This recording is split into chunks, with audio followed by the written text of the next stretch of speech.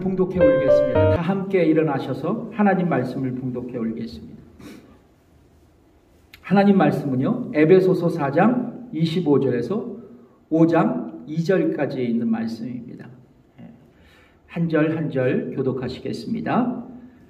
그런즉 거짓을 버리고 각각 그 이웃으로 더불어 참된 것을 말하라. 이는 우리가 서로 지체가 됨이라.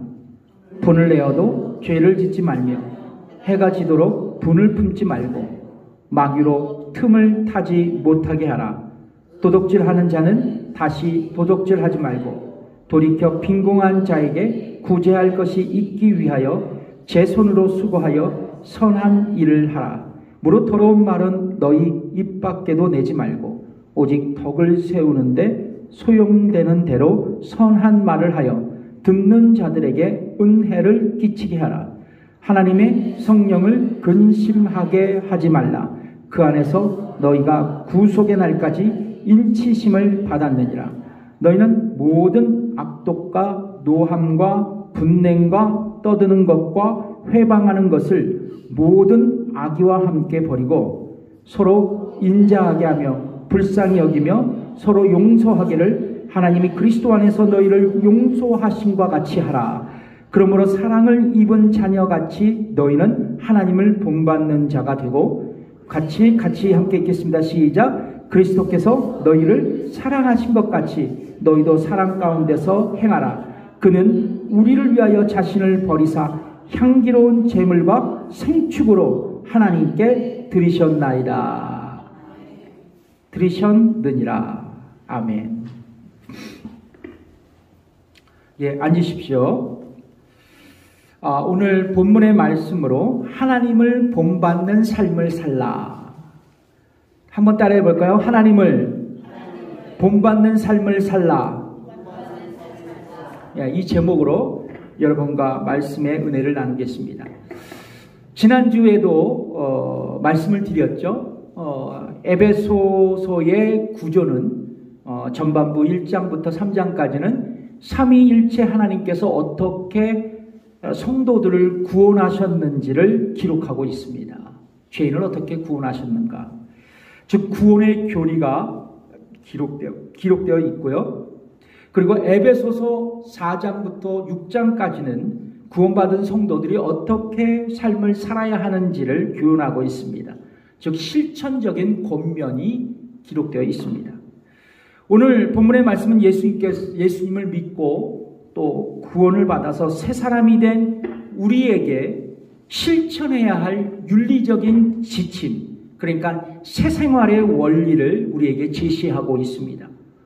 오늘 본문 전인 에베소서 4장 17절에 보면 바울은 에베소 교회 성도들에게 더는 이방인처럼 살지 말라고 권면합니다. 누구처럼 살지 말라고요? 이방인처럼 살지 말라고 권면합니다. 4장 17절에 있는 말씀을 읽겠습니다. 시작. 그러므로 내가 이것을 말하며 주 안에서 증거하노니 이제부터 이방인이 그 마음에 허망한 것으로 행함같이 너희는 행하지 말라.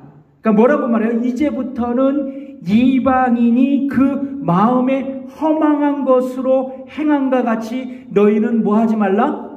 행하지 말라 말씀합니다. 그리고 사도 바울은 이어서 이렇게 명령하고 있죠. 바로 오늘 본문 전인 에베소서 4장 24절에 있는 말씀 읽겠습니다. 시작. 하나님을 따라 의와 진리의 거룩함으로 지으심을 받은 새 사람을 입으라. 뭐를 입으라? 새 사람을 입으라. 여기서 새 사람을 입으라는 의미는 뭐냐면 이미 새 사람이 되었으니까 새 사람다운 삶을 살아가라는 말씀이에요. 새 사람을 입으라는 말씀이 뭐예요? 이미 새 사람이 되었으니까 새 사람답게 삶을 살아가라는 말씀입니다. 결론적으로 사도 바울은 예수 믿고 새 사람이 되었으면 새 생활을 하는데 그 새 생활의 궁극적인 목적이 바로 하나님을 본받기 위함이다라고 가르치고 있습니다. 그게 에베소서 5장 1절의 말씀이죠. 읽어보겠습니다. 시작. 그러므로 사랑을 입은 자녀같이 너희는 하나님을 본받는 자가 되고. 아멘. 여러분, 여기서 하나님을 본받는 자, 하나님을 본받는 자를 신약성경 헬라어로 보면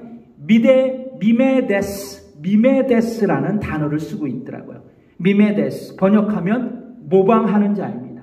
모방하는 자, 이미테이터이죠. 모방하는 자, 이미테이터.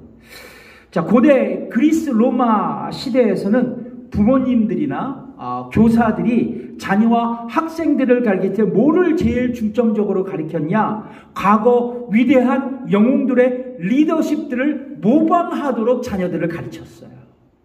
이것을 오늘날 소위 뭐라면 인문학이라 그래요. 인문학.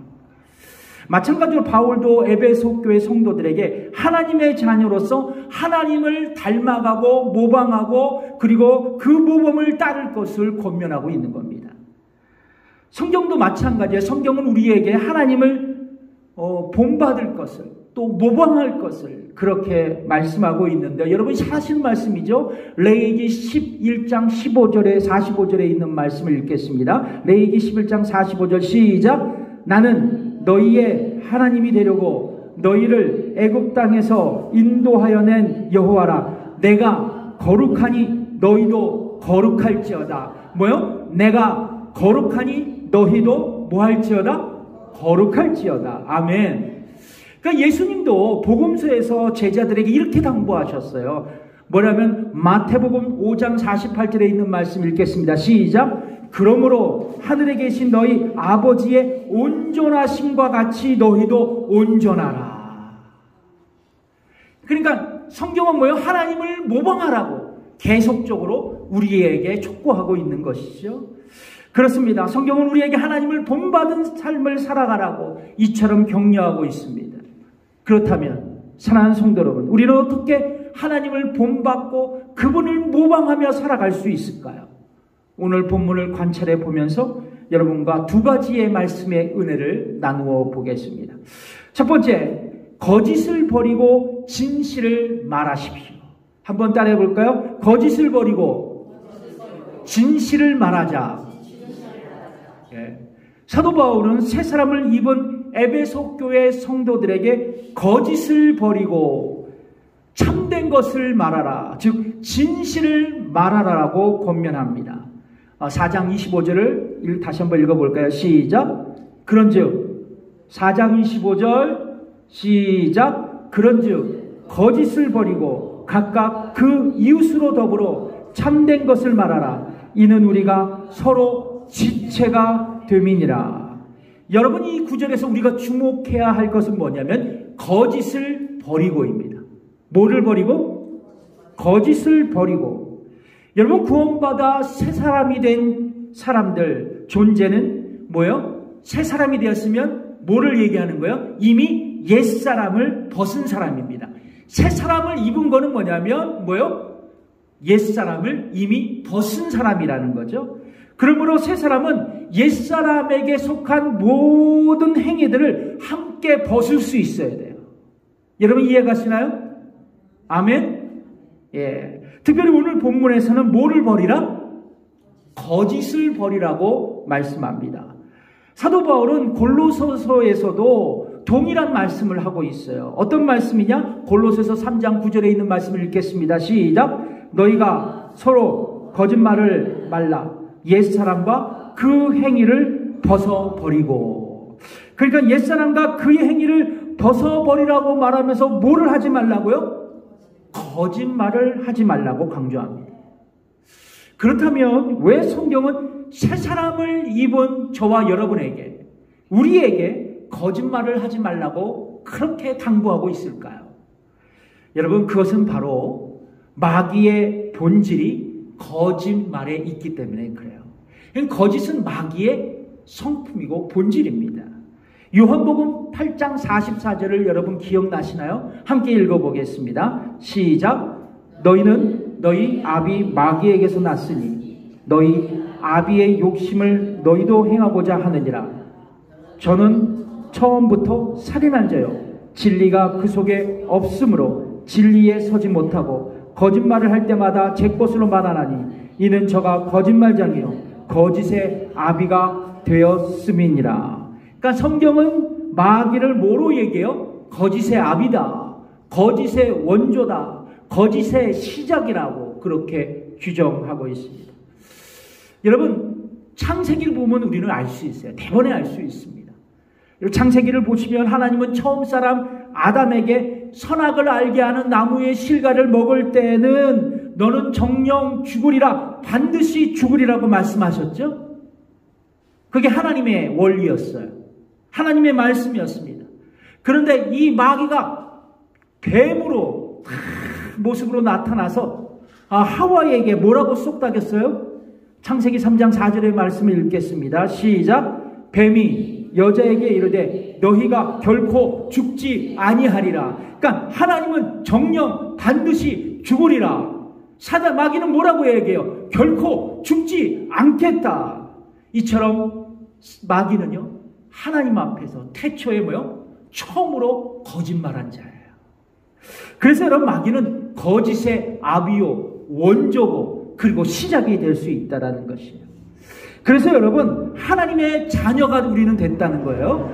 하나님의 자녀인 우리가 거짓말을 하고 있다면 뭐요? 거짓의 원조, 거짓의 아비의 그 마귀에게 하나님의 자녀들이 지금 막 놀아나고 있다는 겁니다. 이것이 얼마나 슬픈 모습이에요. 여러분, 구원받은 성도들은요, 옛사람을 벗어버렸어요. 여러분 동의하십니까? 옛사람을 벗어버리고 새사람을 입었어요. 그리고 이제는 마귀에서 종노릇하던 옛 생활을 청산해야 돼요. 그리고 의와 거룩함으로 새 생활을 시작해야 할 의무가 있습니다. 그러나 우리에게는 여전히 옛사람의 죄성이 남아있는 거예요. 그것을 쓴뿌리라고 하죠. 잔재들이 남아있어서 옛 생활 방식대로 살아갈 때가 있다는 거예요. 여기에는 거짓말도 할 수 있고 다양하게 나타난 옛사람의 성품들이 드러날 수 있다는 거죠. 근데 여러분, 그럼에도 불구하고 우리는 포기하지 말아야 돼요. 거짓을 버려야 합니다. 옛 생활을 청산할 수 있어야 돼요. 한꺼번에 청산하라는 게 아니에요. 차근차근히 하나하나씩 청산해 나가라는 겁니다. 영국의 기독교 지성인 C.S. 루이스 교수는 어느 날 거짓말을 밥 먹듯이 하는 한 청년을 만났어요. 그리고 그 청년에게 이렇게 권면했다고 합니다. 자네, 거짓말을 할 때마다 마귀는 자네의 등 뒤에서 빙그레 웃고 미소 짓는 모습을 한번 상상해 보라고 충고했습니다. 여러분, 끔찍한 말이 아니에요? 그렇습니다. 여러분, 우리가 거짓말할 때마다 뭐를 상상해요? 우리 뒤에서 마귀가 싱글벙글 웃는 그 모습을 기억하십시오. 마귀가 좋아서 날뛰는 그 모습을 한번 그려보세요. 하나님의 자녀이자 하나님의 종으로 우리가 고백했잖아요. 그런데 내가 마귀의 종이 되어서 마귀에게 거짓말로 충성하고 있다는 사실을 한번 생각해 보신다면 얼마나 끔찍한 일일까요? 그러면 여러분, 만일 우리가 기도 많이 하고 성경 많이 읽고 교회에서 열심히 봉사하고 출석하고 그리고 사람들에게 많이 섬김을 한다 할지라도 만일 우리의 일상생활에서 쉽게 거짓말을 할 수 있다면 거짓의 아비인 마귀에게 기쁨을 주는 존재가 될 수밖에 없다. 여러분, 하나님의 자녀가 하나님의 아버지를 기뻐해야 되잖아요. 반대로 이 마귀에게 기쁨을 준다는 것은 이제 굉장히 반대되는 생활 아니겠습니까? 그렇다면 우리는 어떻게 거짓말을 극복해야 할 수 있을까? 어떻게 거짓말을 극복하며 살아갈 수 있을까? 오늘 본문에서는 뭐라고 얘기했냐면 참 이게 기독교 교육의 한 장면 같아요. 여러분, 거짓말하기보다는 반대로 진실을 말하라고 권면합니다. 이 거짓말을 하지 말라 그래서 안 하는 게 아니라 그 거짓의 능력을 무너뜨리기 위해서 진실을 말하기를 힘쓰라는 거예요. 아멘. 그래서 25절에 뭐라고 얘기해요? 같이 다시 한번 읽겠습니다. 시작. 그런즉 거짓을 버리고 각각 그 이웃으로 더불어 위하여 참된 것을 말하라. 이는 우리가 서로 지체가 됨이니라. 에베소 교회 성도들에게 사도 바울은 새 사람을 입고 하나님의 거룩한 백성이 되었으므로 이웃과 더불어 진실을 말하라고 권면합니다. 여러분, 어둠은 어떻게 물러갈까요? 빛으로 물러갑니다. 그러니까 빛으로 어둠이 물러간다는 거죠. 우리에게 거짓 성품이 있어요. 그렇죠? 거짓말하는 마음들이 있다는 거죠. 이 거짓말하는 마음들이 어떻게 물러갈 수 있어요? 진실의 성품으로 물러갈 수 있습니다. 진실의 말로 우리가 거짓을 몰아낼 수 있어야 돼요. 청이 하나님의 원리인 것 같아요. 그러면 여러분, 새 사람을 입고 하나님의 본받는 삶, 하나님을 모방하는 삶을 살아가려면 가정에서, 교회에서 진실을 말할 수 있어야 돼요. 그래야 우리 안에 내재하고 있는 이 거짓의 기운이 힘을 못 쓰는 거예요. 힘을 못 쓰는 겁니다. 특별히 여러분, 건강한 교회의 지표는 뭔지 아세요? 건강한 교회의 지표는 뭐냐면 성도들이 서로 믿고 신뢰하며 진실의 말을 시작할 때 교회는 건강하게 세워지는 것입니다. 사랑하는 성도 여러분, 우리의 입술 속에서 진실의 말이 나올 수 있도록 힘쓰십시다. 우리는 어떻게 하나님을 본받는 삶을 살아갈 수 있을까? 첫 번째, 거짓을 버리고 서로 진실을 말하자는 거예요. 두 번째, 뭐예요? 분노를 잘 조절하자는 겁니다. 분노를 잘 조절하자. 한번 따라해 보겠습니다. 분노를 잘 조절하자. 네. 오늘 본문에서는 하나님을 본받는 삶을 살기 위해서 분노를 잘 조절하며 살아가도록 우리에게 격려하고 있습니다. 에베소서 4장 26절 읽겠습니다. 시작. 분을 내어도 죄를 짓지 말며 해가 지도록 분을 품지 말고. 여러분, 우리를 모두 우울하게 만드는 인생의 사슬이 있습니다. 그것이 바로 분노예요. 모든 인간은 예외 없이 분노하고 화를 내죠. 그래서 심리학자들은 분노와 화는 인간의 자연스러운 반응이라고 얘기를 합니다. 그래서 여러분, 예수 믿는 사람도 예수 믿지 않는 사람도 화를 낼 수 있어요. 여러분, 그러므로 여러분, 어쩌다가 우리가, 저와 여러분이 화를 내도 여러분 서로가 너그럽게 이해해 주시기 바랍니다. 왜냐하면 인간의 자연스러운 반응이기 때문에 그래요. 그래, 화낸다고 저 인간 왜 그래? 하면서 막 째려보지 마시고요. 그냥 그러느니 이렇게 생각하시면 됩니다. 근데 흥미로운 것은 이 분노나 화는 유년기에도 있고 청소년기에도 있고 청년기에도 있고 장년기에도 있고 중년기에도 있고 그리고 노년기에도 있어요. 전 세대에 걸쳐서 분노가 있습니다. 그런데 활발하게 이 분노의 증상들이 나타나는 연령기가 어디냐면 바로 중년기하고 노년기예요. 이것이 문제예요. 우리에게 해당되니까. 아무것도 아닌데 자기에게 마음에 들지 않거나 맞지 않으면 내가 불편해져요. 굉장히 불편해집니다. 부하가 치민다 그러죠. 부하가 치밀어요. 그리고 응집된 방어적 감정이 막 드러납니다. 그래서 뭔가 섭섭해져서 벌컥벌컥 화를 내죠. 저는 이런 유형의 사람들을 보고 뭐라 그러냐면 한오백년형 사람들이라고 저는 이야기합니다. 한오백년형. 한오백년 여러분 그 조용필 노래 부르면 참 멋있잖아요. 한오백년. 예. 한마는 이 세상 야속한 이마 분통 터진다. 내 인생 돌로도 하면서 분통을 터뜨리는 분들이 있다라는 것이죠. 특별히 이 심리학자들은 이런 분노의 증상은 노년기에 살아가는 우리 어르신들의 특징 중에 하나라고 보고 있어요. 그래서 노년기의 특징은 뭐예요? 분냄, 화냄입니다. 그래서 예로부터 우리 어르신들이 화내는 것을 뭐라고 얘기해요? 어르신들이 화내면? 예? 역정? 역정 맞죠? 역정이라고 했는데 보통 이제 역정을 조금 이렇게 낮추는 거고 노여움이라 그러죠. 노여움. 예, 노여움. 예. 근데 사실 우리 엄마도 봐도 이 노여움은 참 그 노여움을 풀기가 힘들어. 어떻게 이 노여움을 풀지를 모르겠어요. 그러니까 연세 드신 분들 노여움이 들으면 그 노여움이 풀기로는 시간과 정성이 가득 담아야 풀릴까 말까. 그런데 중요한 것은 이거예요. 그렇다면 우리에게 나타나는 이런 노여움, 분노를 어떻게 잘 조절하고 다스릴까? 이게 중요하지 않아요? 예. 그럼 분노를 잘 다스리면 우리에게 축복이에요. 그렇죠? 근데 실패하면 가정, 교회 안에서 인간관계를 깨뜨리는 심각한 결과를 초래할 수 있습니다. 그래서 여러분, 내가 분노하면 내가 시원할 수는 있어도 우리 사이가 위험해질 수 있어요. 잘 들어보세요. 내가 사이다 같이 시원해질 수 있어도 우리 사이가 깨질 수 있다는 거예요. 우리 사이가. 여러분, 사이라는 말 있죠? 사이. 예, 여러 가지 사이가 있더라고요. 사이. 어떤 사이가 있냐?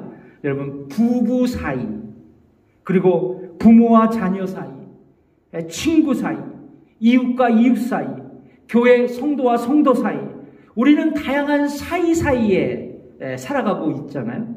근데 이 사이를 파괴하는 가장 강력한 무기가 있는데 그것이 바로 분노라는 거예요. 여러분, 흥미로운 것은 영어로 보면 보시면 danger, 위험하다, 위험 단어가 있죠. 근데 이 danger가 있고 이 분노라는 게 뭐 영어로 anger이잖아요. 그런데 이 위험에서 D자만 빼면 뭐가 돼요? 예? anger가 되는 거예요. 그러니까 여러분, 우리에게 분노는 위험한 거예요. 우리에게 위험한 것은 우리 사이에 가장 위험한 것은 바로 분노라는 것입니다. 그렇다면 이 분노를 어떻게 우리가 조절할 수 있을까? 여러분, 이 분노는 일단 내 안에 분노가 있다면 내가 화났다는 것을 인정하실 수 있어요.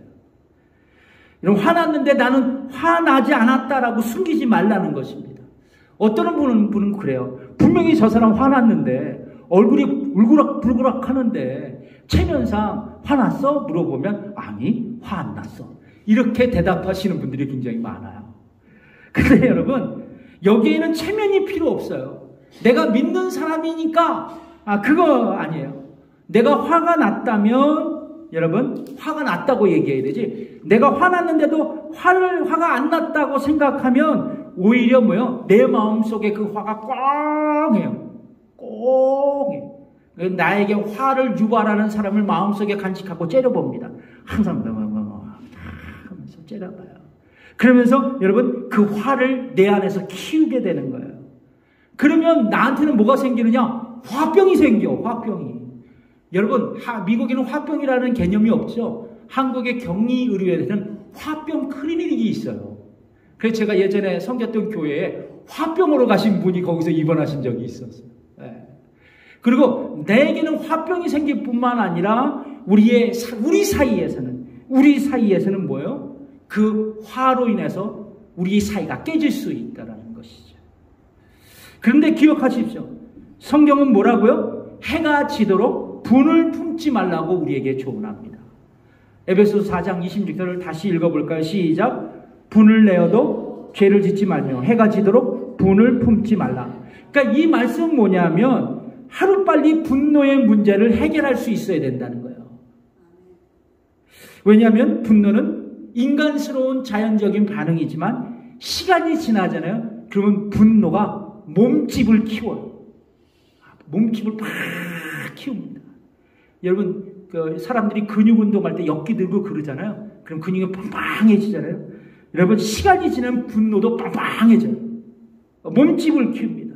그리고 징후와 복수심으로 이렇게 몸집으로 키워져 나가는 거예요. 그래서 이런 분노는요, 바로 증오심과 복수심으로 가정뿐만 아니라 우리 공동체 안에 심각한 갈등과 싸움을 일으키는 요인이 될 수 있다는 거예요.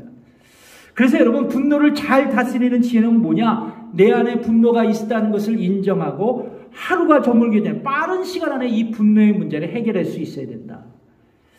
그리고 더 나아가서 분노를 지혜롭게 극복하기 위해서는 이 분노를 잘 관리하지 못하면 설교 서두에도 말씀드렸지만 누구에게 이용당하는 거다? 마귀에게 이용당하는 것을 기억하시기 바랍니다. 그래서 오늘 본문 4장 27절에 뭐라고 말씀하나요? 읽어보겠습니다. 시작. 마귀로 틈을 타지 못하게 하라. 여러분, 제가 이 말씀을, 이 구절을 연구했는데 틈이라는 이 단어를 헬라어로 보니까 되게 재밌었어요. 이 틈이라는 단어의 헬라어의 원어적 의미는 뭐냐면 출입구예요. exit입니다. exit. 그러니까 여러분, 분노는 마귀의 뭐예요? exit이에요. 이 분노는 마귀의 출입구입니다. 그래서 여러분, 마귀는 우리가 분노할 때 그 분노의 문으로 들락날락하면서 가족과 성도 그리고 우리 모든 사이에 끼어들어가고 미움과 증오심을 부추기고 관계의 골을 만들어서 서로 다투게 하고 갈등하게 해서 우리의 가정과 교회를 하나 되지 못하고 깨뜨려 버린다는 것이에요. 그래서 내가 화나고 있다 그러면 지금 마귀에게 놀림을 당하고 있다. 옆분과 인사하겠습니다. 마귀에게 노름감이 되지 맙시다. 여러분, 마귀는요 갈라지게 하는 영이에요. 그래서 우리의 분노의 엑싯을 왔다 갔다 하면서 우리 사이를 다 깨트려 놓는다는 거예요.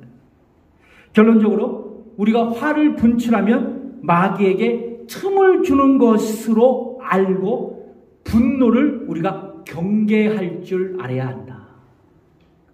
그리고 빠른 시간 안에 화해와 용서로 분노를 해소할 수 있어야 한다. 근데 더 중요한 것은 뭐냐? 이 분노가 누구에게로부터 왔다? 마귀에게로부터 온 것임을 안다면 과감히 그 분노를 벗어버릴 수 있어야 돼요. 버릴 수 있어야 돼요. 화를 버릴 수 있어요. 내다 던질 수 있어야 됩니다. 에따 확 던져버려야 된다. 한번 따라해보세요. 에따 한번 해보세요. 시작. 에따 던져버리세요. 예. 화를 던져버리셔야 됩니다. 여러분, 오늘 본문 4장 31절의 말씀이죠. 같이 읽어보겠습니다. 시작.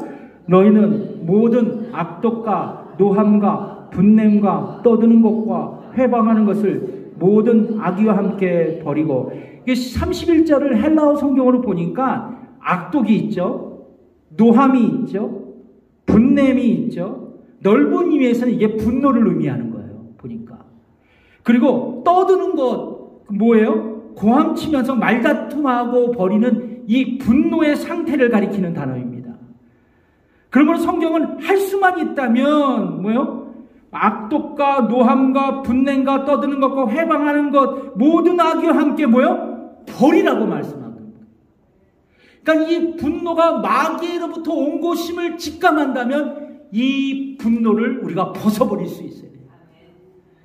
그러면 성경을 할 수만 있다면 우리가 분노를 버리라고 말씀합니다. 왜냐하면 분노는 마귀의 본질이고 그의 출입구이기 때문에 그렇습니다. 그렇다면 우리는 어떻게 분노를 버릴 수 있는가? 이게 중요해요. 분노를 어떻게 해결할 수 있는가? 답은 딱 한 가지예요. 성령 충만입니다. 아멘? 이게 제 말이 아니에요. 지금까지 말씀드렸던 에베소서 4장 26절에서 27절의 말씀, 오늘 모든 본문의 말씀, 읽었던 본문의 말씀, 그리고 화에 대한 그 분노에 대한 말씀이 4장 26절, 27절의 말씀인데 이 말씀들이 에베소서 5장을 그대로 연결이 됩니다. 그리고 이 말씀이 에베소서 5장 18절에 결론적으로 마무리돼요. 근데 여러분, 에베소서 5장 18절이 어떤 말씀인지 아시죠? 읽어보겠습니다. 시작. 술 취하지 말라. 이는 방탕한 것이니 오직 성령의 충만을 받으라. 그러니까 성령의 충만을 계속 얘기하잖아요. 제가요. 성령의 충만은 성령의 지배, 성령의 다스림이에요.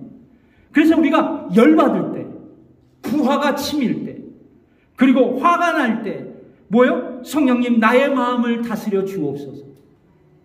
한숨을 딱 쉬고 성령님 나의 마음을 다스려 주옵소서.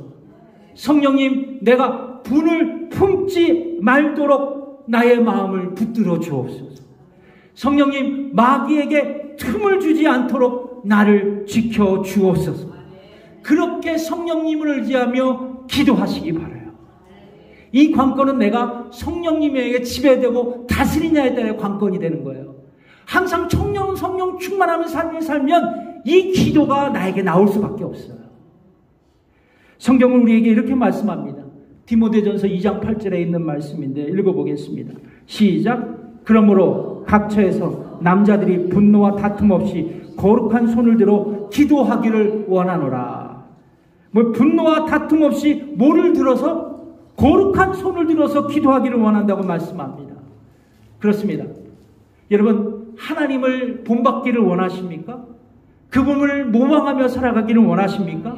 그렇다면 여러분 거룩한 손을 들으십시오. 그리고 성령님의 도우심을 구하세요. 어떤 도우심? 내가 화를 내지 않도록, 그리고 마귀에 틈을 주지 않도록, 그래서 내가 화를 내서 우리의 사이를 깨어지지 않도록 그렇게 성령님께서 나를 도와달라고, 내가 결코 분이 내지 않는 귀한 하나님의 겸손하고 온유한 사람이 될 수 있도록 기도하고 성령 충만한 삶을 살아가기를 주님의 이름으로 축복합니다. 기도하겠습니다. 하나님 아버지 감사합니다. 이 시간 함께 우리 이런 기도의 제목으로 기도하겠습니다. 주님, 그렇습니다. 내가 하나님을 본받기를 원합니다. 주님, 하나님을 본받기 위해서 늘 진실을 말하게 하여 주시옵소서.